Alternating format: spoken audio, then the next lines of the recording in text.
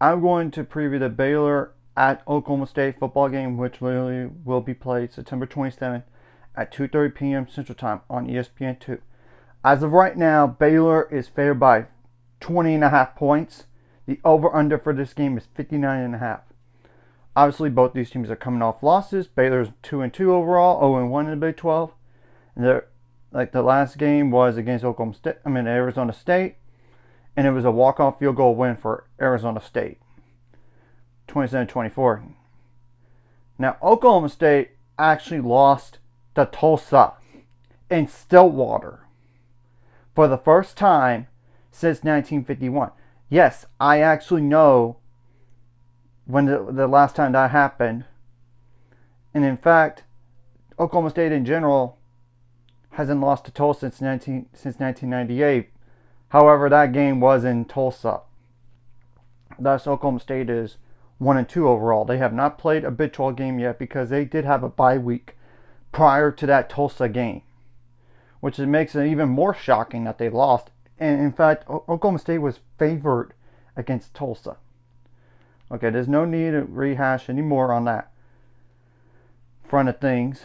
And we'll know about the injury status through the report Wednesday night, even right before the game starts, or even the day before. I definitely know that Baylor will be definitely without Travion Barnes for this game. He was carted off the field with an ankle injury. He's out for the year. Cooper Lance is expected to be back to play, which is huge for Baylor's defensive line. Now, Carl Williams is still trying to get back to where he was prior to that injury that he suffered. So that's all I know. And Oklahoma State is clearly healthier than Baylor, let's just be clear. And I know Oklahoma State has done well against Baylor in Stillwater when you look at the history between these two teams. I mean, 2 wins for Baylor in Stillwater since 1939. However, this is the worst Oklahoma State football team in a long time, to say the least. Now I'm going to go the offensive numbers, some players to keep an eye on defensively, and go over a little bit about special teams as well in terms of the players. And I'll put this in the description below. Oklahoma State offensively, guess what they average? 2 touchdowns a game, as in 14 points. 42 first downs, 152 yards rushing, 172.3 yards passing. They have allowed 6 sacks and 20 tackles for loss, 2 interceptions, 18 for 49 on 3rd down, 3 for 6 on 4th down, 29 minutes, 18 seconds time possession offense. They run an air raid offense. They have allowed 13 pass breakups and 5 quarterback hurries. The 2 deep on the offensive line is 307.4 pounds. They did start with a different quarterback than they have right now, but he is not expected to play in this game. And that's Hoss Haney, a transfer from TCU, and no need to go over his numbers.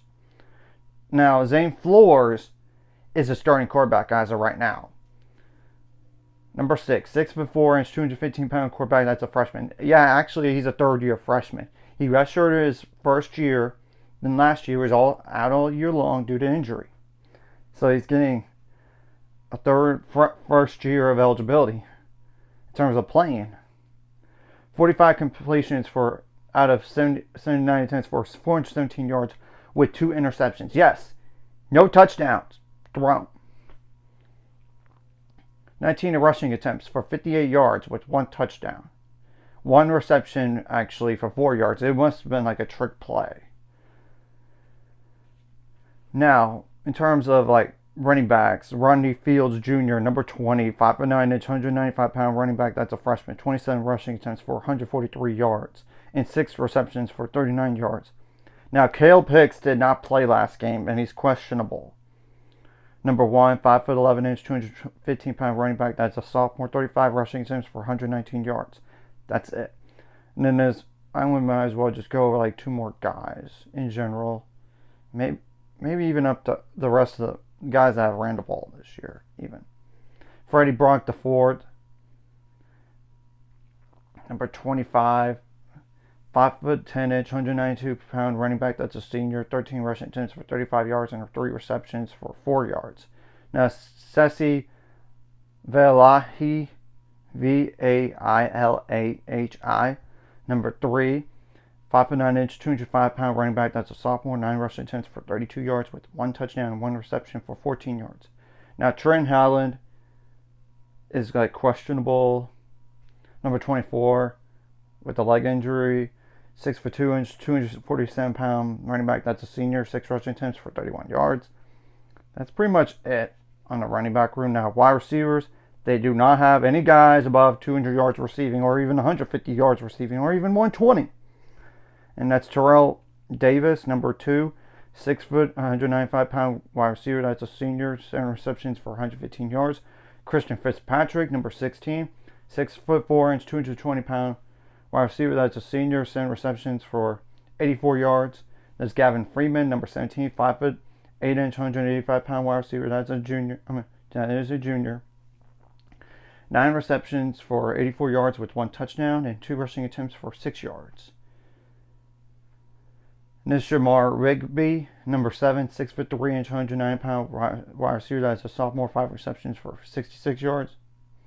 As well, Money, Money, M-O-N-N-E-Y, and number 86, 6'4", 230-pound tight end. That's a junior.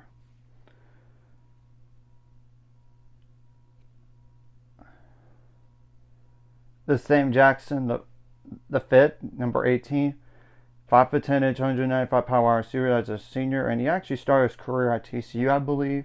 He was at some other different schools as well, like Cal. 3 receptions for 25 yards, 1 rushing attempt for -1 yard, and 1 completion for 4 yards. And there's Josh Ford, number 40, 6'6", 265-pound tight end. That is a sophomore. 2 receptions for 19 yards. That's all the guys really I'm going to just go over here. Now, defensively, they run like a 3-3-5, 18 tackles for loss, 4 sacks. And you'll know who has the most sacks on the team right away. 1 interception, 1 fumble, 30 minutes, 42 seconds time possession allowed. 20 for 46 on 3rd down, 4 for 5 on 4th down. They allowed 211 rushing yards per game, 215.67 passing yards per game, 31.67 points per game. Or if you want to really round it up, 31.7, but still. 95 first downs, 17 quarterback hurries, and 6 pass breakups. Like the average weight for the 2/3 deep on the nose tackle, defensive end, even the rush position, 289 pounds. And you could go into depth on just nose tackle, defensive end / rush on the poundage, on like that, on the average, really. Now, what are some guys to keep an eye on? Like Brian McCoy Jr., number 5, 6 foot, 225-pound linebacker. That's a senior. 26 tackles, 9 solo, 0.5 tackles for loss, and 1 quarterback hurry. Brandon Rawls, number 6, 6 foot, 240-pound linebacker. That is a senior. 26 tackles, 10 solo, 1.5 tackles for loss, and 1 sack. That's Parker Robertson, number 8, 5'11", 185-pound safety. That is a senior. 21 tackles, 12 solo, 1.5 tackles for loss, 2 pass breakups, and forced 1 fumble. There's Jaleel Johnson, number 95, 6 foot, 5 inch, 265-pound defensive end. That's a junior. 12 tackles, 6 solo, 2.5 tackles for loss, and 3 quarterback hurries. There's Cale Smith, number 10, 6 foot, 880-pound CB as in cornerback. That's a senior. 12 tackles, 8 solo, 1 tackle for loss, and 1 interception, and 1 quarterback hurry. There's Demarion Thomas, number 96, 6 foot 2 inch, 337-pound defensive tackle. That's a junior. 11 tackles, 3 solo, and 0.5 tackles for loss. There's Taj McCoy, number 40, 6 foot 225-pound linebacker. That's a senior. 10 tackles, 6 solo, 1.5 tackles for loss, 1 quarterback hurry, 1 pass breakup.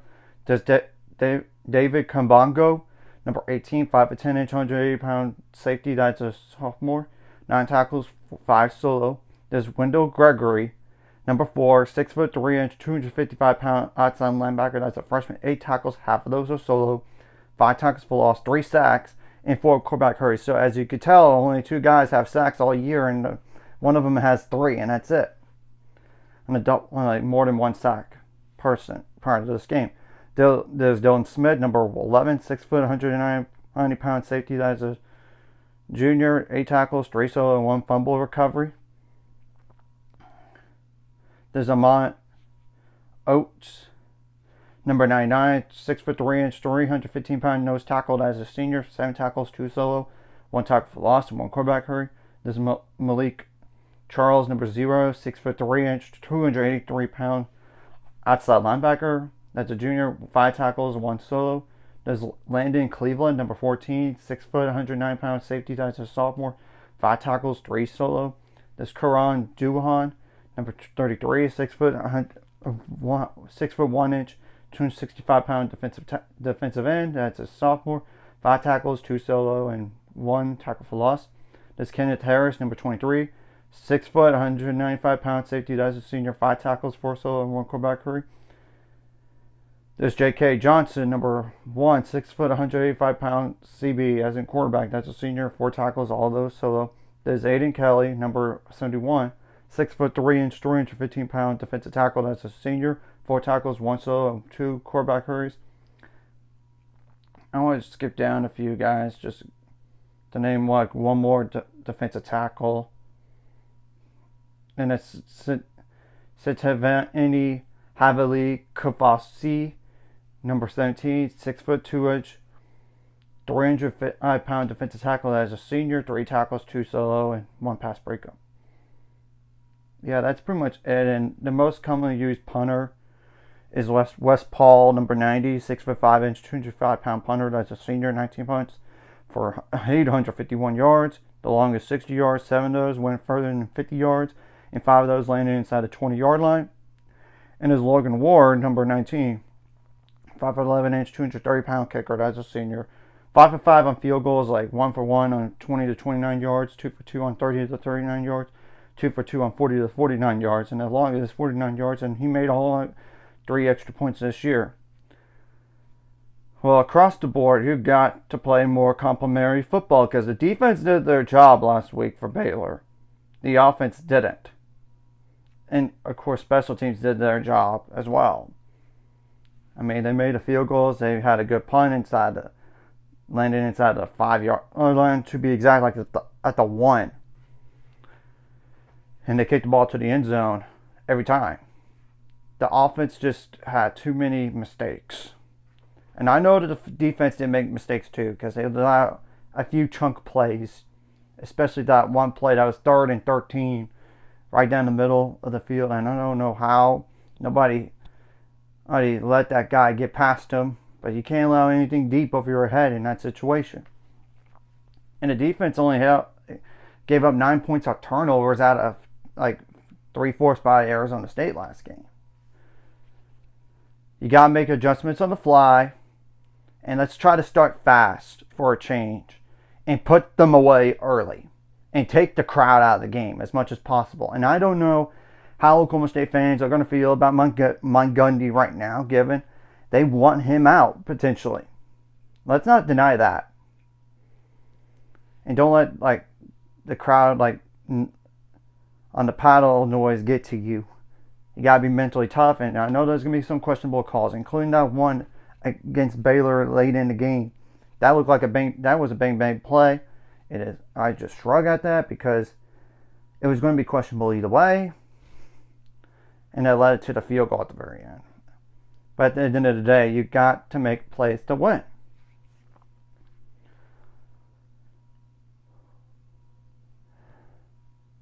It's next man up mentality for those guys injured. Obviously, special teams wise, you just got to do what you did last week and bring it to this game. And hopefully you do have some good returns if possible, and don't allow any special teams blunders in general. Don't allow Oklahoma State get anything in terms of return yards. or kickoff yards. Just kick the ball to the end zone every time. Don't kick the ball out of bounds. Don't have penalties. And of course, one thing you got to do better is the penalties from last game. And whatever you did right last game, you got to bring into this game. Whatever you did wrong last game, you got to correct for this game. Now, defensively, you need to set an edge and play with an edge. And don't allow them to go crazy on you. Don't allow any chunk plays, whether it's through the ground or through the air. You got to stop the run and make them predictable in third and long situations. You got to be good on third down defense and red zone defense as well. And get some turnovers. That's probably the one thing I would say the defense could have done better is just get turnovers. And besides allowing those chunk plays, you got to tackle better. And let's get some pressure on the quarterback and create some havoc here. Now, offensively, it's simple. Take care of the ball. You've got to be better offensively than last game.